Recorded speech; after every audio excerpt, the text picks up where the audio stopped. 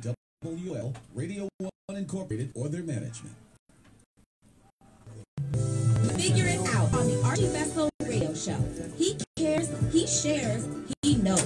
The journey of our youth is in our control. So tell your family and tell your friends that the word on the street is we all should listen in. So let's figure it out on the Archie Beslow radio show.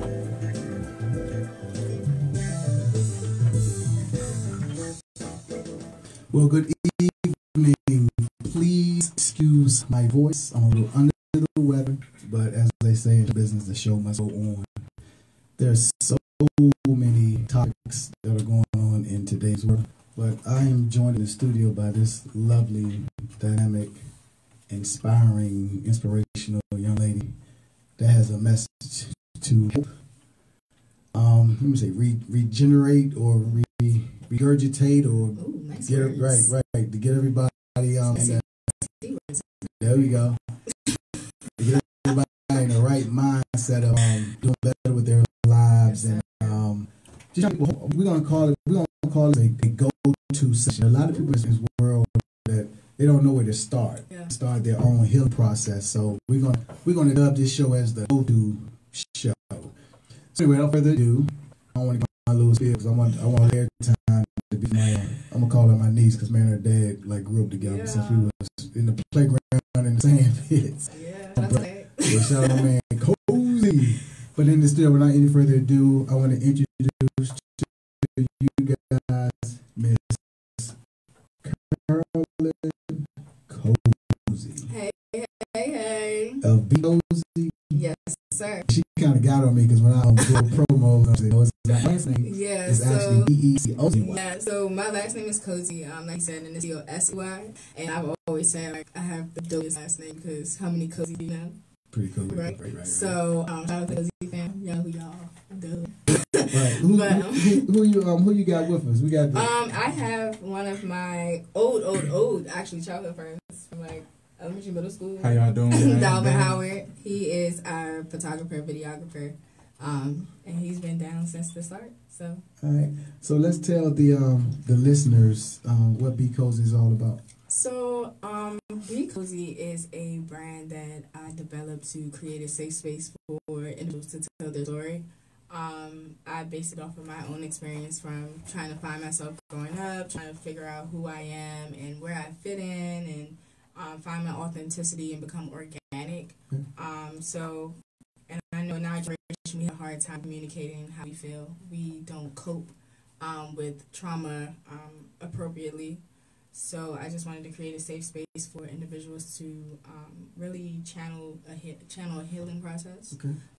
To feel open that, you know, they're not the only ones going through something, and that finding themselves is a journey, and everyone has their own journey, but at the end of that destination, you're going to become like the greatest thing ever that you never saw coming. Okay. So how does that look? So give the listeners an example of, give us a scenario. It can be an actual scenario, or it can be a scenario that you hope to see down the road. I can just give me as an example because I feel like if you don't go through certain circumstances, then you won't see the end product. Like it's like the process of having oil running from an olive. Okay. Like you gotta crush it, you gotta shake it, you gotta do these things in order for your oil to flow. Okay. So you gotta go through significant things in your life in order to come out what God has already ordained you to be and destined you to be. So you gotta thank God for the turmoil in your life, because you know when you end up being greatness, you thank that darkness for showing you the light. So what is so give me an example of someone that you may have helped, and what were some of the things that they were going through? Well, how can BeCozy actually assist? I'll give you one. Give you one. So we have my young lady wave her hand. Yeah, that's my sister. Shout out to Dominique Johnson. D. Johnson. Domo. She has her own brand called One Up. Okay, she could have came. It's all about love, Yeah, man. she had actually she did her own story on BeCozy.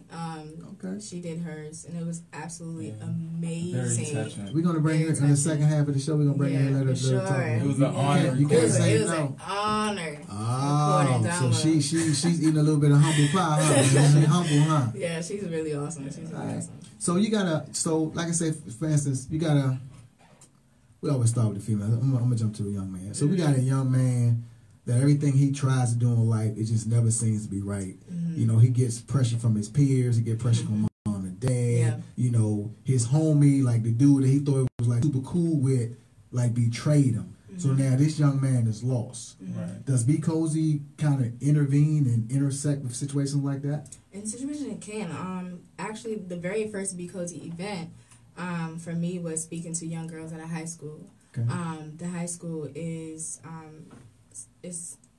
was created for specific students. So students who their first language isn't English. So most of those girls and young men were immigrants coming from another country. Powerful. So for them, they seem lost in America because they're not used to the culture. They seem out of place, and especially with the socio-political climate that we're in, they definitely don't feel welcome. So in situations like that, I believe that essentially finding yourself, like I said, is never easy. It's a process. So we're so And everybody's process is different. So I'm thinking, I don't mean to cut you off, but I gotta get this in here. So so little Miss Curl and CC, Cozy BeCozy, she ain't just doing it in the hood. No. She multicultural, she's international. Yeah. Well, I'm gonna applaud you. One day, man, nigga gonna get an applaud machine where I can have all the little. I'm going to applaud you because, real talk, you don't find too many people that's talking about worldly healing. Mm-hmm. We can't get to where we're trying to go, quote unquote, as a people, if we don't try to find a way to bridge the gap against all races. Right. So just based off of what you're saying, you're actually starting to tap into that. Yeah, and it was amazing. And you would think that the language barrier would be difficult, and it wasn't. And the girls were very comfortable. Like, there's some that speak English really well, and there's some that doesn't. The ones that weren't speaking English really well had one of the girls that speak English really help me to translate. And it was just fun. And there's stories that I've heard from them, you know. It's amazing to know how much it took for them to get here, and for them just to want to get a better education, and then on top of that, they're being like discouraged to not do that. Wow. So give me a breakdown of one of the stories that you received from the interaction with these people. So I had one girl. She was in the 11th grade. She was from Ecuador. Okay. And she left a few of her family members behind to come here to get a better education. Mm-hmm. And a lot of them escaped violence. So with this particular one, she could never look in the mirror. And it's not because she didn't think she was pretty. It's not because she didn't have a lot of self-esteem. It was because she regret leaving because shortly after she left, her grandmother died. Oh, okay. So she blamed herself so much so that she couldn't bear to see her own reflection. Right. So it was just, it was a touching moment because in that moment when she started crying, we all like group hugged her and told her, you know, that we love her, we're here, we see you, we see your efforts to have a better life, and we know that your grandmother is watching you. She's not upset with you. Mm-hmm. It's a part of life, you know. So you're coming from a place of, you like you said, you wanted to be a comfort, let's say comfort zone for people that their back is up against the wall and they don't know who to turn to and where to turn to. And that's true. There are a lot of people that don't know how to express themselves, and they need help. So a lot of us, we don't have the mechanisms of. So you actually can go to a counselor. You can, I guess, go to what they call shrinks back in the day. But everybody don't even have the confidence to actually go to these people. And I think in the Black community, period, when we think of counseling, it's just like we think we crazy. Like we shouldn't have to go to someone to tell us something wrong with us and what we should already know. So I think what's so dope about these stories is it exposes how much, you know, similarities there are between everyone. So one time we had someone see my story about when I was struggling with suicidal thoughts. Okay. And that in turn, someone told me, like, yo, I was going through the same thing. I thought I was alone. So to hear someone that actually went through it and healed from it, it inspires me to know that I'm going to be okay. So I think just starting the conversation to know that they're not alone in it and that it is someone out there that is going through the same thing, that it is truly okay. So you're coming from a place of healthy conversations. Yes, with mental health, so important. And actually, these things can be resolved just by a conversation. It doesn't have to be a conversation with somebody with a PhD. It can be a stranger in the street. I talk about that often on a lot of my shows, where you just have to engage someone. If you look at someone and feel their presence in their spirit, and it seems like something is not right, it doesn't take much to just say, hey, are you okay? Right. How are you? How are you? You know, like something is on your mind. I'm not here to get in your business, but just let you know I'm concerned about your current status and how you look. So that in tune, they may not actually respond to you, but at least when they walk away from you, they're going to be like, wow, there was somebody that actually took time out. And that can go a long way. Yeah. Right. Very long way. Speak on it, young man. Well, I'm sorry. I don't talk too much. No, but you're going to talk today? I feel like just feeling like someone's with you and someone actually cares and thinks about you can go a very long way, because most of the time when people are suffering through depression, heartache, even when they're just sad or mad, they feel like they're alone and isolated. Right. So a simple, how are you? Tell me about your day. You know what I'm saying? Just sparking that conversation can cause them to vent. Right. You know. What are some of the things that you guys deal with as young adults that for some reason the older adults just seem you feel me? Yeah. They're just not like paying attention to it. Dang, that's cool. Is school? You said school? Oh, yes. The pressures in college. I have a wonderful post-grad. I think one thing, post-grad depression is really big, and I think with the older generation, I feel like it seems as though we're complaining a lot. They tell y'all just go to school. Just go to school, get your degree. But mom and dad don't even know what 1 + 1 is. But they want y'all just go to school, get your degree, and you'll get a job. That's not. It's not that easy. Oh no, we know that. It's not that easy. And it's like sometimes I feel like we're not trying hard enough. And in the adults' eyes. Like we're not trying hard enough. Right, but yet the adults living paycheck to paycheck. But y'all not trying. Okay, don't get me started. I advocate for the youngins. So and I think another thing is times have changed so much. Like my dad says, like so much is accepted now compared to back in the day. We had to fight. You know, we had to fight. It was and I think what a lot of the older generation think that we're very entitled, which some of us are. Yeah. Okay. But receive. But a lot of us actually worked hard to get to the little spot that we're at. Like for me, I received no's almost all my life. Like from sports, from academics. Like when I was in high school during the AAU, we have this thing called AAU. You get recruited, things like that. And I was getting a lot of scholarships to play at a high level. Tore my ACL. Lost the scholarships, had to start from ground zero. I did more recruiting trips, things like that. No, she tore her ACL. We can't take her, things like that. Had to go to junior college. Went to junior college. First year, I had knee surgery again. And then trying to go to a new school, telling me, no, your transcript's not working. No, you can't take you. You got to start all over. No. Then get to the school, make a 3.8 all my semesters. And then it's time for me to transfer to another school. No, because you can't. You can only stay 2 years for junior college. So it's like, no, we don't want to take you. She's too little. She's not fast enough. She's not very good. So it was always something. Okay. And I was just telling my friend the other day, like, I just need one yes. Okay. Well, like you got a yes. You came to your uncle's show. I got a yes. Like I just need one yes, because it's hard continuously hearing no, not yet. You're not ready. It just seems like you're never gonna be good enough. Right. And so that's where it comes with, like, especially with postgrad. Like we were saying, postgrad it is hard. So they tell us go get your degree, go get your bachelor's degree. We get the bachelor's degree, applying to jobs, and now we need a master's. Right.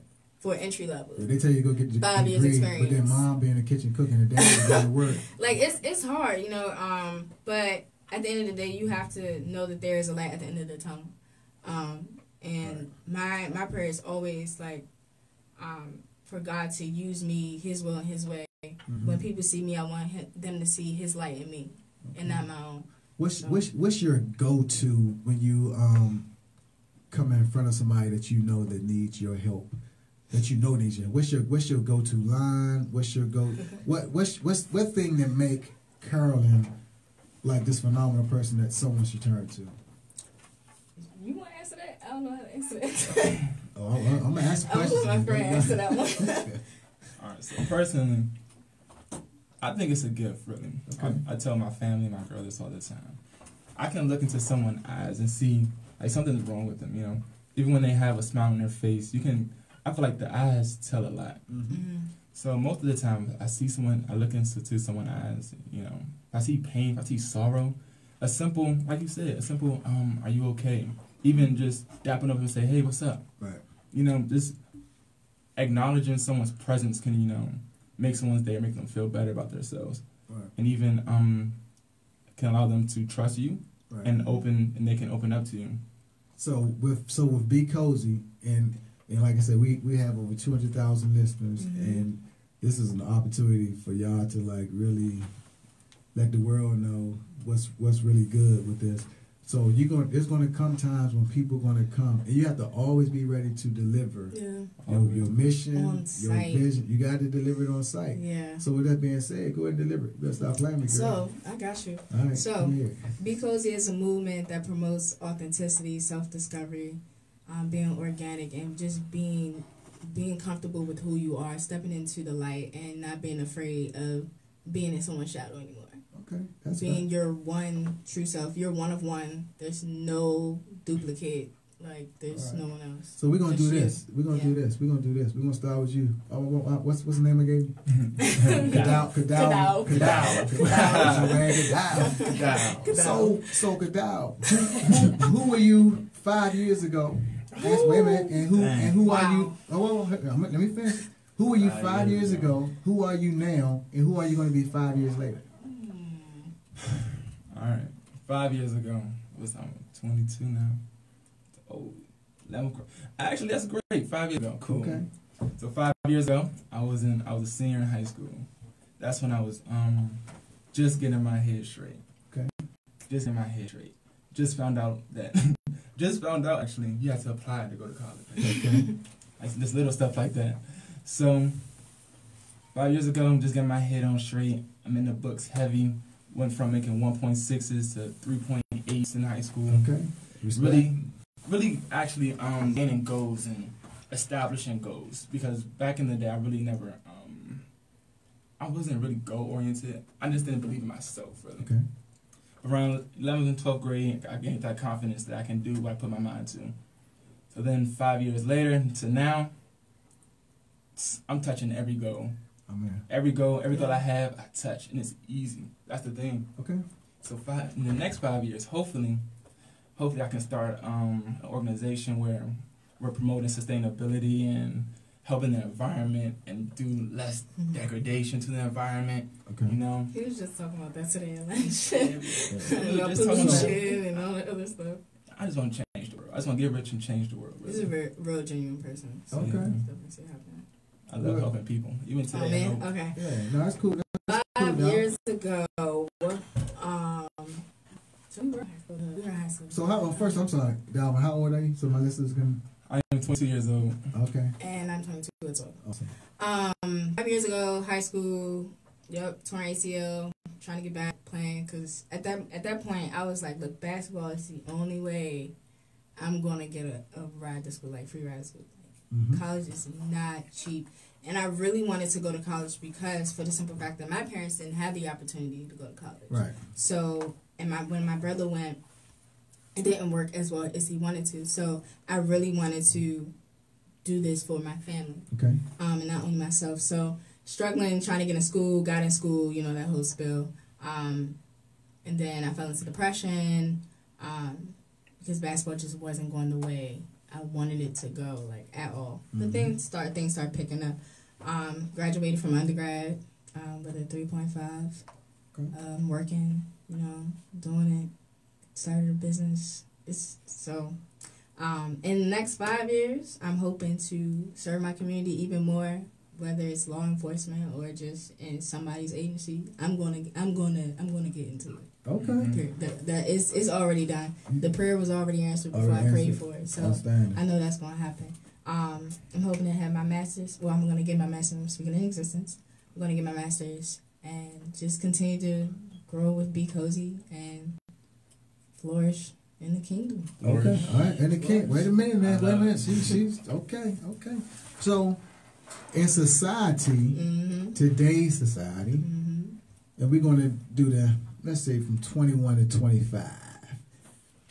A lot of our young adults are trying to figure it out, and the only person can answer this question is you guys. What is society not doing for that age group? What should society be doing for that age group?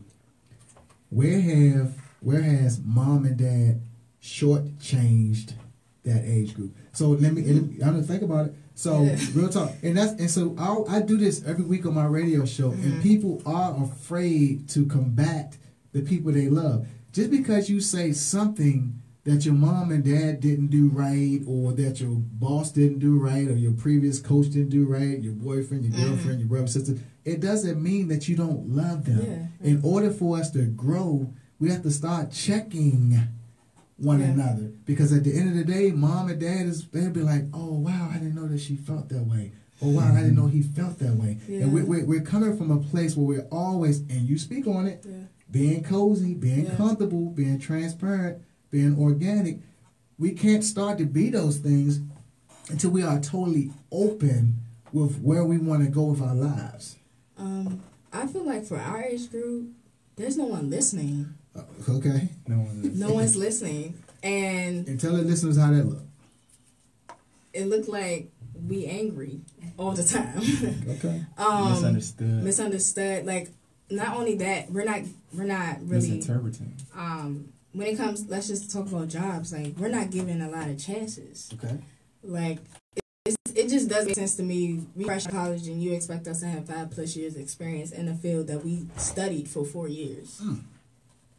Okay. Where are we gonna get that? Especially for athletes. I'm speaking on athletes' basis. We don't have time to really do intense internships. Okay. I'm gonna speak from D1 level. We are in fall semester, spring semester, right into summer semester. We're barely home. If we're home 3 days max. Right. We don't have time. Some coaches don't even want us to do extracurricular activities because it may interfere with basketball. So when it comes to that experience after graduating, the only experience we have is going to class, going to practice, going to sleep. All right. Give us a call on 800-450-7876. 800-450-7876. The Archie Beslow Show. We need to hear from you guys. We need to hear from people because once again we have our young adults in the studio expressing themselves, and as a collective whole, I don't think we're all reaching out and asking the questions that we should be asking. I don't think we all are reaching out giving the solutions that we all know. We can't keep living our lives being stagnant and not helping one another. I'm quite sure there's someone listening right now that has information on something that they went through and how our young adults are being misinterpreted. Yeah. We have adults out there now that they still act like young adults. Yeah. We got some older people in their 40s and their 50s, they still act childish. Yeah. We have younger people that are more mature than their mom and their dads. But we don't talk about it. It's not a bad thing. You're afraid to. You don't want to hurt the person you love. Right. We don't want to hurt the person we love, but yet every day we're doing something anyway, hurting the person that we love. Yeah. And in a lot of cases, we're doing things and we're hurting ourselves. Yeah. So, Brother Dalvin, you gonna jump into that? Or I need to rephrase the question. I forgot the question. Y'all know I definitely got the question. I definitely got the question. So, pretty much, I feel like really our biggest downfall. A lot of people don't really want to admit it, though, but I really do think it's technology. Ooh. It's social media. It's idolizing false idols. Like, excuse me. Like, this whole Cardi B situation. Why is everybody hooked on that? You Cardi know? B. Like, why is everybody worried about? I'm Team Cardi. Why is everybody worried about the next person? I feel like if people just worry about themselves, not even worry about themselves in a selfish way, however, like worry about your own self growth. Why look on social media and look at a celebrity self growth? Half the time, they're showing you what they want you to see. Come on, brother Dalvin. Preach. On a good Sunday. And just even on television, like if you want to watch something, I feel like you should really go out, think about what you want to watch, and then watch it.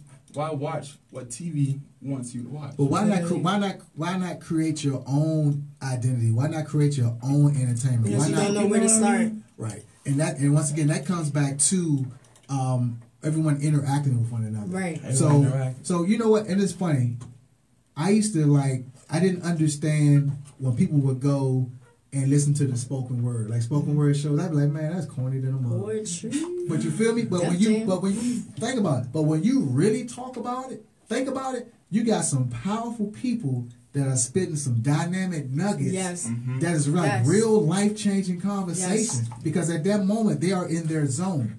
So now I'm gonna fast forward. Right. So why not have situations in your home where you actually have, I guess, dialogue night, poetry night, or whatever, when you have the individual in your household actually stand before the family and just express their art. Come on, man. I know what I'm saying. Just express their art. Yeah. You know? Come on, man. You got some family members don't even know what their kids are doing outside of the household. Man, okay. Listen, when I was growing up, I promise you, I used to think my parents had a tracker on every device. Yeah, that's every. My man Tony. And my dad is a cop, so you know, in my head, I'm like, yo, my dad got all the tricks in the bag because, especially when I could drive, I'm like, yeah, it's a tracker on my car because I would be at school, especially in Philly, for some reason. Every time I went out, my dad is like, "Where you at? Right. You good? All right." I'm just, every time, like, and it's crazy, but he cares. That's just what he does. But I know for me personally, I was always afraid of disappointing my parents because of how hard they work to get me and my brother and my older sister the things that we have now. My mother is a hustler. I love her so much. She's a superwoman. Like literally, she is always on the go. She has like her main job and then like 3 different businesses, always building her empire for her kids and her grandkids.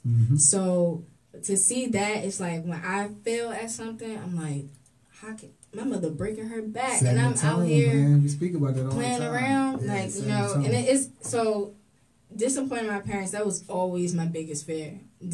Anything I did, always it was disappointing them. Let's take this phone call. We have a call on the line. Caller. Used to call me on my cell phone. Hello. Can you hear me? Yes, ma'am. How are you doing? I'm wonderful. This is Tanja Cozy. Wow, hey mama, hey. Thanks for calling in. Hey cutie, how you doing? Hey girl. I just wanted to say that I am super proud of Carolyn and all of her accomplishments. She is just a star. She has great things ahead of her. I just want you to know that your dad and your brother and I, we are just super proud of you. Love y'all. Hey Tony. We love you too. Appreciate it. Hey, I'm coming over. I'm coming over for Christmas dinner too. Do you have a question, Miss Cozy? Okay. Do you have a question, Miss Cozy? You called in. You have a question?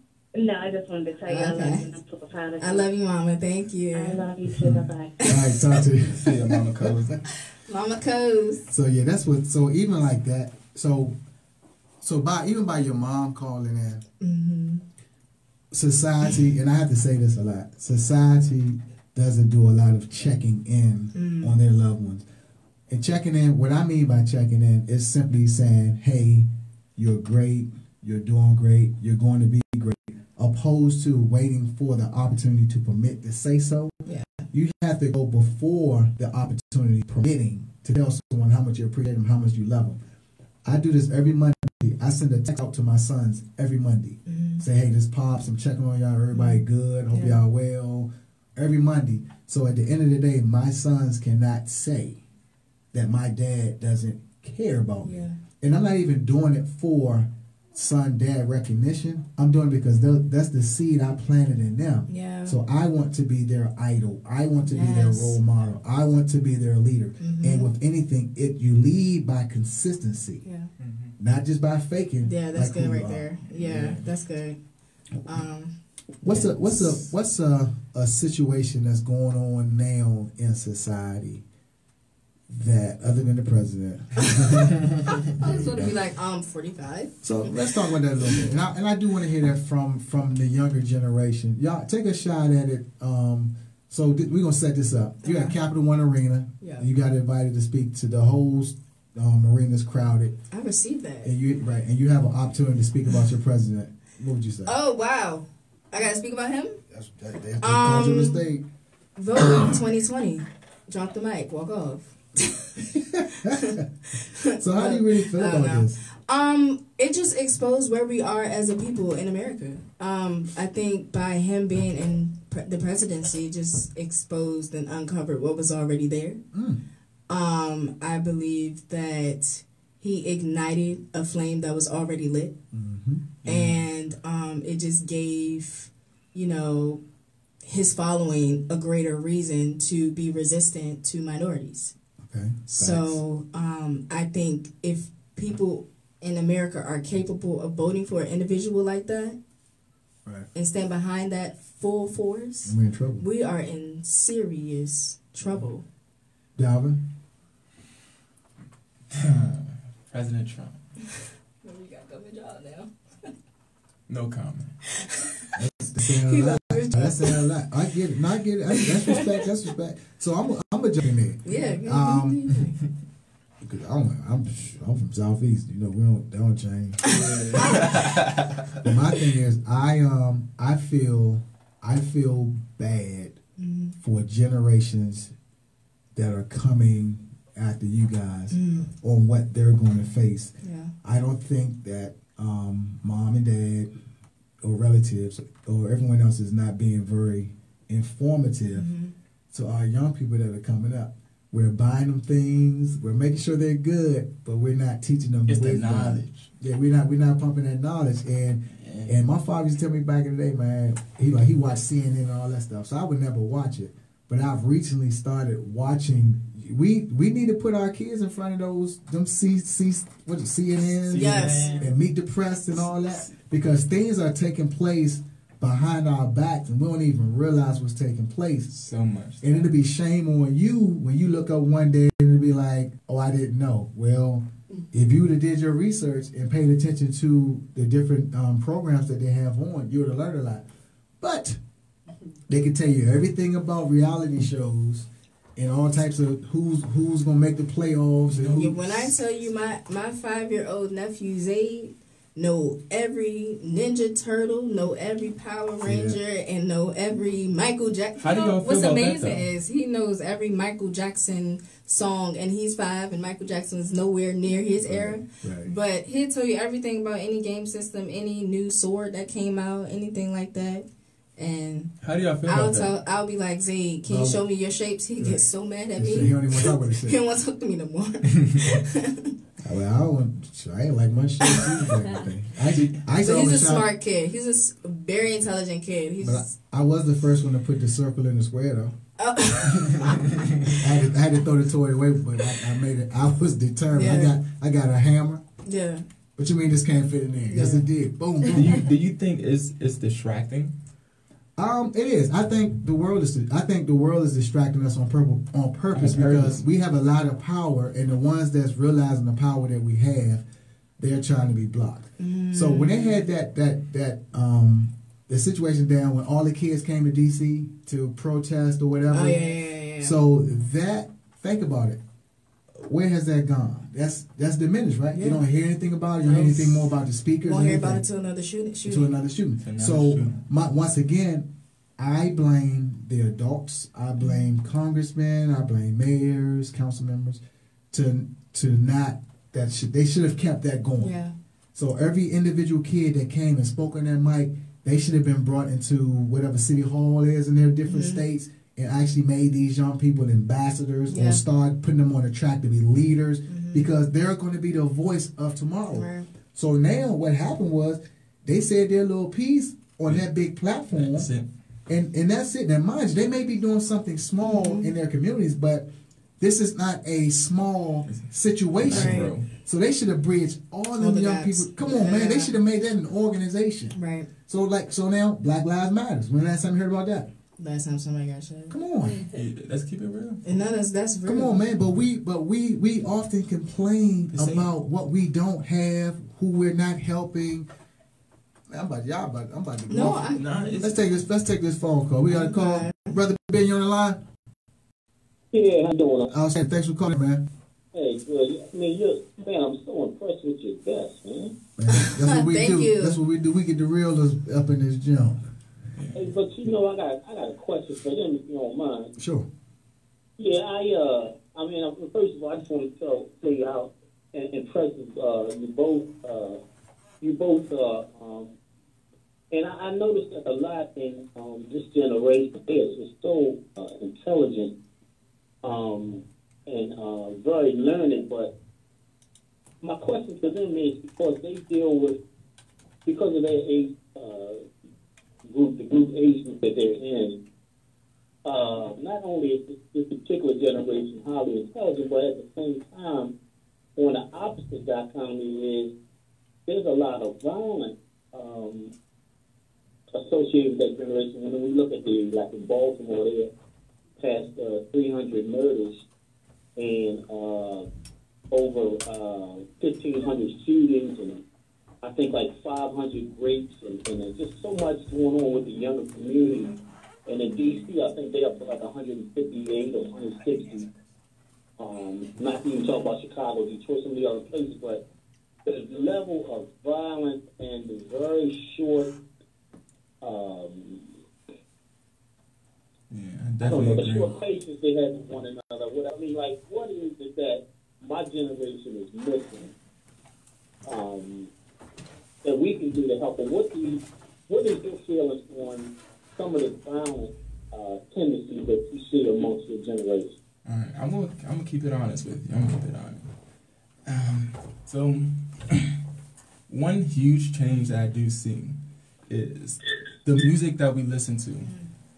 It's the music that we're listening to, and the message conveyed in the music that we listen to.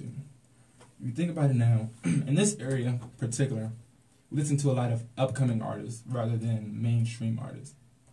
And with those upcoming artists, they don't speak too much on real messages. You know, they talk about killing people, selling drugs, shooting people all the time. Every song. And now, like my little sister, she was in the 7th grade listening to these artists conveying these music, you know, and just rapping. But at the time, you don't really realize it that you listen to these, you have it in your ear 24/7. 24/7. You have it in your ear 24/7. So as you grow and your brain develops, I feel like, in a sense, it kind of not hypnotized, but it definitely influences, contributes to their actions in the future. Because honestly, even myself, like I've never seen like violence like this. You know, people shooting people in Southeast, girls dying, little babies dying on the street. Yeah. You know, it is pretty sad. I do think it's pathetic as well. But for me, I think, because this is something I studied in school. I was a criminology and criminal justice major. So from academia standpoint, it's presented that you are where you come from. That stigma. You're a product of your environment. Mm-hmm. I'm not from Baltimore. Not at all. But I'm there quite often enough to see it. Mm-hmm. When you are raised and born in an area that is full of poverty and there's no job opportunities, the education system is not top-notch, no one's given a lot of chances for growth, politically, socially, economically, all you have is what you have. Mm-hmm. And just like with the Freddie Gray incident where they burned down their only CVS. Wow. They're fed up. No one cares, no one's listening, that they need help. So the only opportunity they have or chances they have of making money or getting anything is from the streets. And on the streets, survival of the fittest. You got to do what you got to do to survive. And I think that a lot of it comes from, I got to survive. And if it's between me or you got to go. Because I got to live to see another day. So I think that's what some of that mentality and violence and why is it this happening so much is coming from, because that's all they've seen growing up. And that's what they feel as though is protecting them. And that's the only way that they can get through the next day. So, Ben, I'm going to challenge my listeners. So, in this, thank you guys for those good responses. Why can't we mobilize like we mobilize on a national mall for events? Why we can't mobilize and go into these neighborhoods? If you can get thousands amongst thousands of people to just be down on a national monument, protesting and ranting and looking for peace, why can't we mobilize and have like between 1,000 people in these different neighborhoods? You know, have we even ever thought about that movement? Sometimes we will march, or we'll do, let's like we do memorial services when somebody died. It'd be like 30 people out with candles out. Why don't we do that in a proactive measure instead of a reactive measure? You know, when we're mourning people with the candles, we're crying. But when we come from a proactive measure in neighborhoods, we can come with a smile and say, "Hey, young lady, you don't have to be out here in these streets. Hey, young man, you know, we don't want you on our corners." Right? What I've learned, there is no bad guy that's going to do bad things when there are a lot of eyes watching his actions.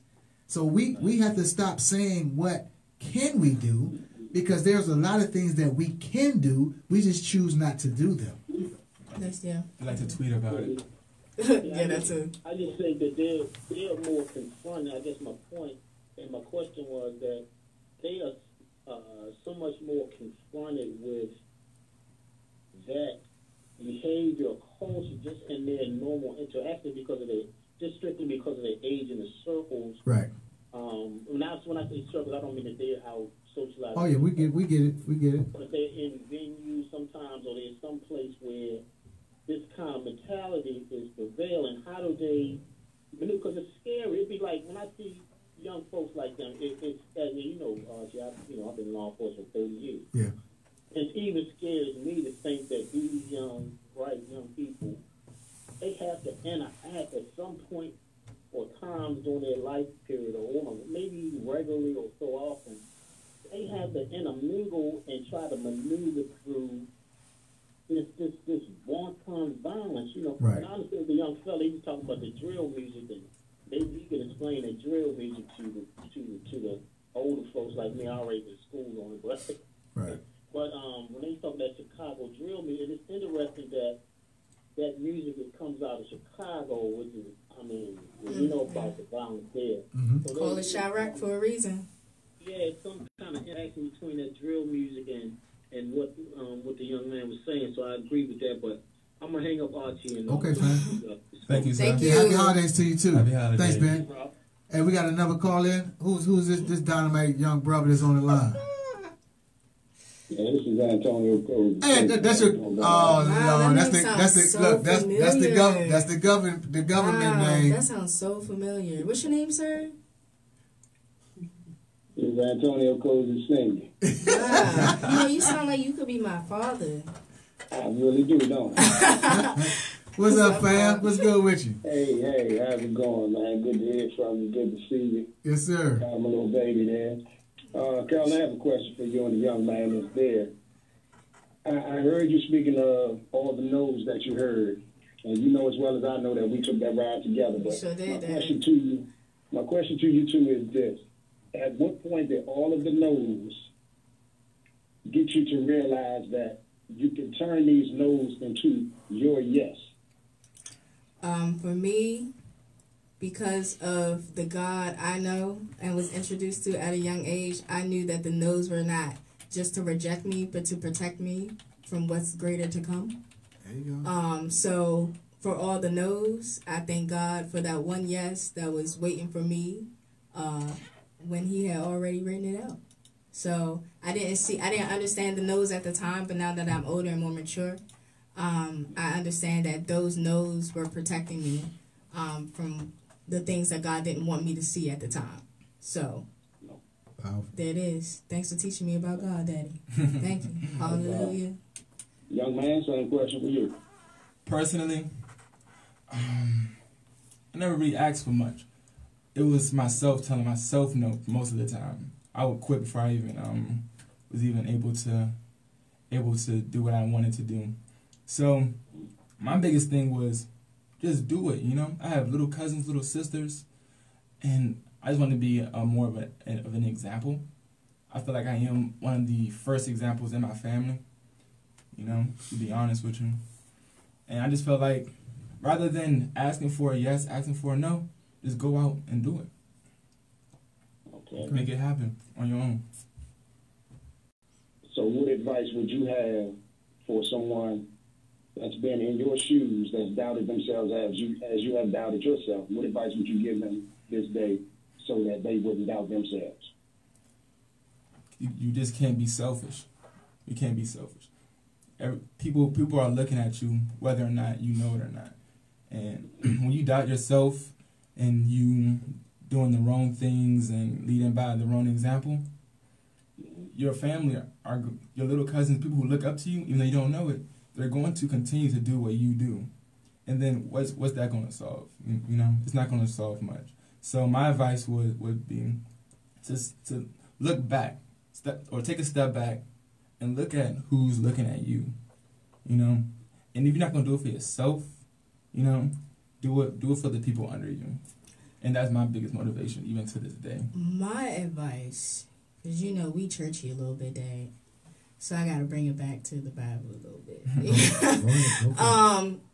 So Jeremiah 29:11, it's speaking of God having the plans for you, not to harm you, but to prosper you, to give you hope in the future. And to that, I would say everything that you're going through now doesn't compare to the joy that's to come. Okay. So you have to go through these things to build up that solid foundation to get to where God needs you to be. So your plan is never going to work. Never going to work.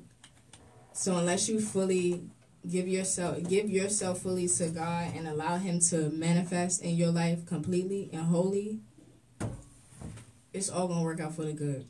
That's your baby girl. Told you I'm a little churchy. I've always been her number one fan, but I will say this.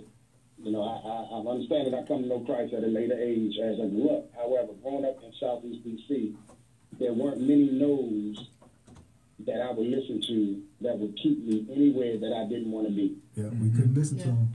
We couldn't listen to them. And you're sitting with someone that actually grew up with me, Carolyn. So stuff, you know, I have nothing but stories to tell, as you always. Yeah, he's a storyteller. Can't get him to stop. I would like some advice, though. What advice would you give? You're the one who lived through everything already.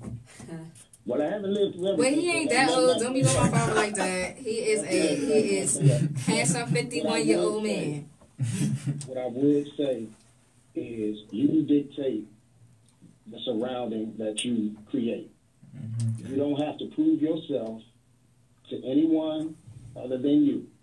When you know who you are, when you know who you want to be, that's when the difference comes. And I used to ask my daughter all the time, who are you? And she used to get so frustrated about that. But the thing is, when you don't know who you are, then others can dictate who you become. Amen. Come on, Dad. I like that. When you know who you are, when you know where you want to be, you create what you want to have.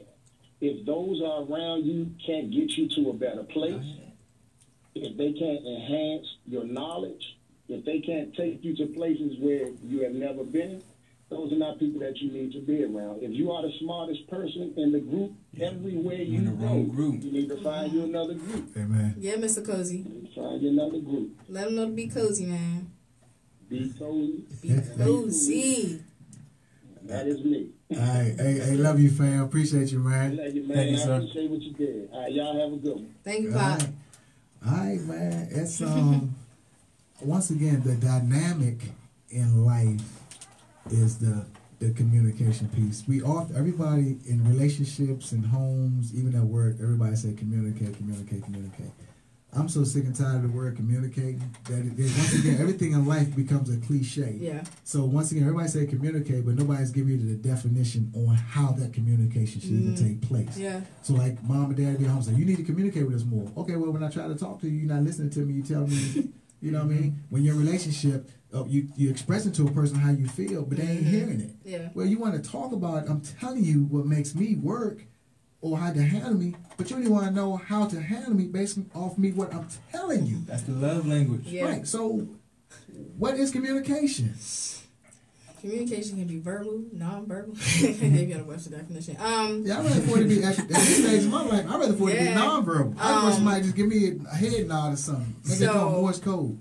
For me, like growing up, I was in a household. Before you ask a question, you make sure you know what you asking before you ask it. Like, right. I felt like I needed a PowerPoint presentation when I talked to my parents because my father will ask follow-up questions like he is a news reporter, and I will get stuck every time. And that in reality, that's preparing you for life. Yeah, and it definitely helps. So if I didn't have a well thought out plan or how this conversation might go, if I don't have a little bit of kind of a not a comeback statement, but always ready for what he's gonna ask, right, I'll just be stuck. And you just that's how I learned how to like do things on the fly a lot. Right. But I think one thing that I kind of wish I understood more, and I tell my dad this now, like when he's over it, I tell him he do the shutdown thing when that's me. He just get quiet. That's our trait. And just sit there and just. We would snap. He'll just get quiet, and I'm like, Dad, I really don't get it, Dad. we got all right, to shut it down. Cool. And then I realized I do the same thing, and I kind of get it from him. But and it's not a good thing. It's not a good thing. It's not a good thing. It's not a bad thing. But it's kind of a defense mechanism. There you go. And I think for me, seeing him do that for a long time, I was afraid to like mention anything because I figured if he didn't like what I had to say or anyone didn't like what I had to say, they was going to shut down on me and not listen completely. Yep. And I think that comes from that. And I think with our generation, that's why we don't talk a lot because I feel as though kind of like the unknown, like the older generation, they had their way of thinking like it's not going to change. And I think our generation we're more inclusive. And we're a lot more open. Not to say y'all researchers too. Yeah, we're a lot more open, so we kind of know, like times have changed. It's not back in the day. I mean, each generation changes. It does. But I think some people are just very traditional in their ways, and some are not. So it's just finding the middle point, that gray area that can okay, we can agree to disagree, or I understand, I hear you, things like that, but. Communication is hard. It is, but we gotta figure it out. If we don't talk, then how we going? Communication is for the birds. So I want y'all to. I agree. Nikki give me a high five. So normally my engineer would give me a high five, or she'd give me a number one signal. That don't really mean anything. It's like 5 minutes and 1 minute. So we got 5 minutes in this dynamite show. All right. But I want to ask you, each one of you guys tackle this. What's the young lady right there? She faking. She ain't coming. Don't you come and say something? You don't want to say nothing? Come on, one up. You don't want to say nothing? Stay one. We have Stay Archie here. Stay one. All right. She good? You good? Yes. We got another entrepreneur over here. Let me ask y'all this question. How does tomorrow look for you? Or how do you want tomorrow to look for you? Better than today. Okay. I really don't. Just look better than today. Strive greater than I did the day before. Never be content. Amen. I'm going to learn y'all something. So, if that question was asked to me, I want my tomorrow to bring me closer to the Lord. I want my tomorrow to make sure that everybody that I have come in contact with, I'm bringing a change to their lives. I want to make sure tomorrow my health gets better. I want to make sure tomorrow that I'm on the right path to get to my Lord and Savior. When people ask y'all questions like that, a person is actually asking you that question to get an answer to help themselves. We have to start getting to a place of when someone asks us something, especially if the question is challenging to you, that means that person that asked that question is actually having a problem at that moment. That was good. You feel me? I would never thought about that. Yeah, I never thought about that. That's that wisdom. We listening. That's why I got my own radio show. That's that wisdom. Yeah, you hear that's me? that wisdom. But real talk, we have to. But that goes back to the communication piece. Yeah. That is actually the definition of communication. Communication is if someone gives you something, you have to communicate that back to the person. Yeah. In a lot of situations, when somebody give us something, we process it, we get our guards up. We don't receive it. We don't receive it well. You know, and every question is not always an antagonizing question, a bad question, or a threatening question. A lot of questions are actually healing questions. Yeah. Whether it be good or bad, a person is asking you something to actually be healed. Mm-hmm. But we come from a place of, well, what do you ask me that for? Why you put me on the spot? Well, what do you mean? I used to be like that because I didn't understand it. And, you know, some things I still don't understand now. But I think it's a learning process. Like, we're still young. Like, we're 22. Yeah, like, we're still babies. And I'm like, I'm 35, you know? so, I mean, I ain't far from Carol, don't do it. Like, come on, man. It's Sunday. Come on. I'm just saying, though. Lord forgive me. 35 something. I'm 35-ish. Okay. Flip it. Swept the So, happy holidays. Happy holidays. Happy holidays. Y'all check out our holiday special we have going on right now. BeCozy on YouTube. BeCozy campaign. This month of December, we dedicated it to surviving the loss. It was actually ironic. It wasn't planned. It was ironic that the 3 people that we interviewed this month have suffered a loss. Either a parent has passed away or a sibling. And we were like, dang, we might as well do it because it's the holidays. So definitely check that out. Follow us on Instagram at BeCozy campaign. That's BeCozy campaign. I don't want to spell it. But also on YouTube, BeCozy campaign. And check it out, y'all. Like, seriously, these stories are amazing.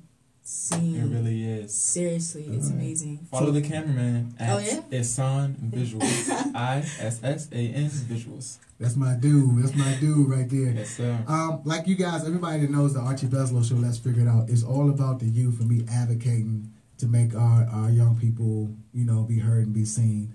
So, my dynamic engineer gave me I'm the #1 sign, which means 1 minute. But at the end, happy holidays to each and every one of you guys. Thank you for supporting me. You guys do know I have a GoFundMe campaign going on. Help the radio show. I'm trying to say, I just give me a little something. I don't need but $5 to keep this radio show going. But at the end of the day, I want to thank God. I want to thank my mom, my dad, my family, all my supporters, all my friends, and everybody I come in contact with. Just know for sure that Archie loves you. And we'll see you guys next week. Yep. All right.